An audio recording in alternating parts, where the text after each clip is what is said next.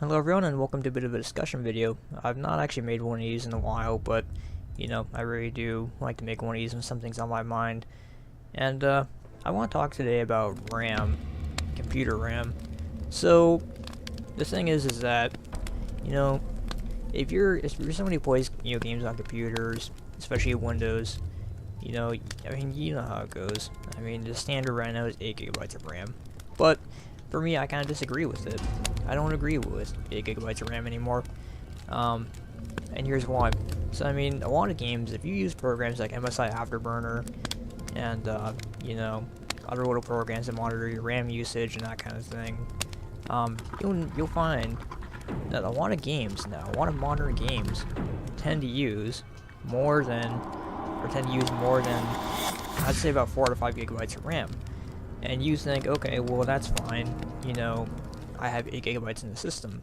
But here's the thing though, that's not counting, that's not counting other processes and other things that are going on in the system. I mean, even if you're not someone who games, using someone who doesn't like do Twitch or YouTube or something like that, even if you're just playing a game normally, I mean, I would say it's pretty average for Windows, especially like Windows 10, to be using, I would say around 2 gigabytes of RAM. It really just depends upon your system. I mean, especially if you're someone who doesn't really, hasn't really gone through and cleaned up a lot of startup items and stuff like that. I mean, if you're someone who just kind of, leaves your system as is, there's a good chance you're using more than 2 gigabytes of RAM by Windows. Unnecessary stuff like print score, if you don't use a printer, other stuff like that. So just kind of guess as a base, Windows is going to take up around, 2 gigabytes of RAM. Is going to be just my guess. Maybe more, maybe less. Just depends on your system and your setup. So also think too, you have programs like Steam running in the background more than likely. Probably antivirus, probably some other things like that. So, if you're playing a game that uses around, I would say 5 gigs of RAM, you're really getting close to that RAM ceiling already.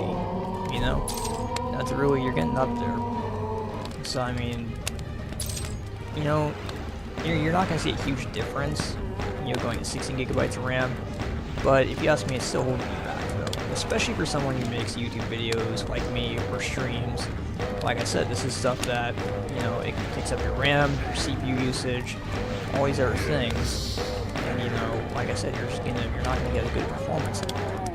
Everyone says, oh yeah, no, 8 gigabytes is fine, 8 gigabytes is a standard now, but I just don't agree with it. If you're someone who doesn't really use your computer for a whole lot, maybe you don't do gaming, maybe you just check your emails, do YouTube and that kind of thing, I don't know. I mean, I would say maybe 6 to 8 gigabytes of RAM is perfectly fine for someone like you, but like I said, if you're gonna game, then you really do need more than 8 gigabytes of RAM in this day and age, if you ask me. It's just everything starts to add up a little bit.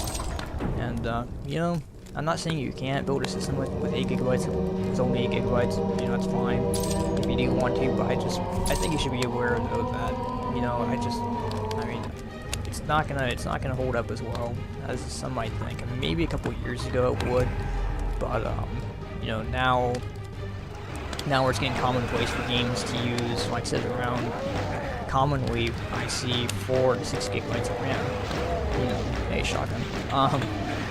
But yeah, I mean, if it's one of those things to where it's just very common for that. So unless you really have everything tuned up really well in Windows and have everything really dialed back the way you want it, I mean, you're holding yourself back a little bit, if you ask me. I understand too that RAM prices are kind of expensive too.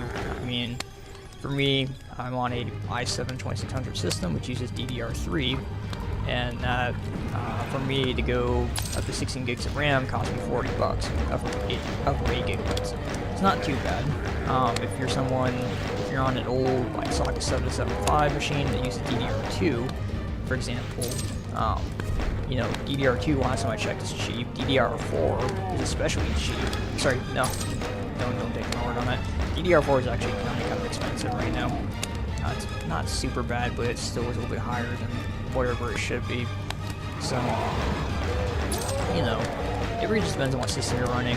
I know my friend, you know, even he is on a system right now. It has 16 gigs of RAM, and it's a laptop, and he wants to upgrade to 32.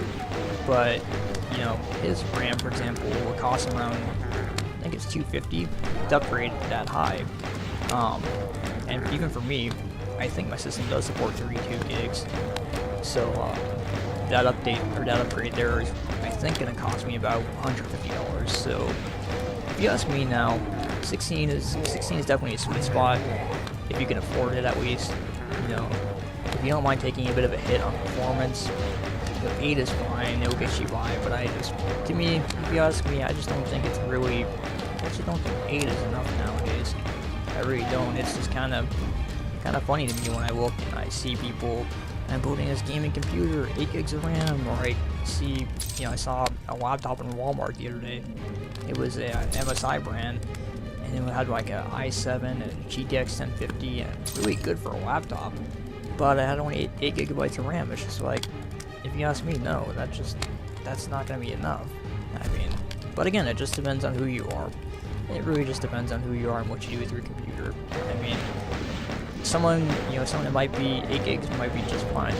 I mean, hey, if you're definitely into gaming, you definitely want to make the most out of your system, especially for someone who makes content.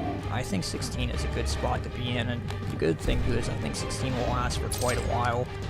You know, right now, my personal experience with everything I do, you know, keeping web tabs open, having games open, having software open, I think I've maxed out around 12 gigs of RAM on my system so far, and that's really pushing it though. So for someone like me, it's absolutely comfortable. You know, I mean, think about it as kind of, you know, if you think about if you were trying to sleep on a really small bed, a really small room. You know, it's like you can do that, you know, but you don't have much breathing room, you know. But if you're on a pretty decently sized bed and a pretty decently sized room, you know, you have a little bit of breathing room. That's kind of the way you can see it with your system too. You know, it's breathing. So, and with the end of that wave, I'm gonna end this video. So thank you all so much for watching. Thank you all so much for listening. And if you like this, please like and subscribe if you like this, and I'll see you next time.